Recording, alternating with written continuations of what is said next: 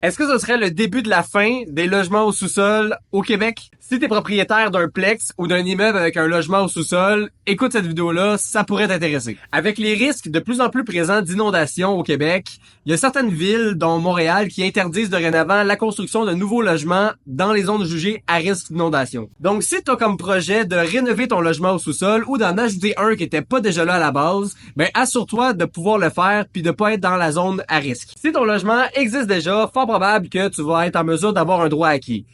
Par exemple, la problématique vient si ton logement est détruit pour des inondations ou toute autre problématique, ben tu pourras peut-être pas te faire construire à nouveau. Également, pour ce qui est de la revente de votre immeuble, c'est certain qu'avoir un logement au sous-sol qui est dans une zone à risque, ben les acheteurs vont pas être fervents de ça.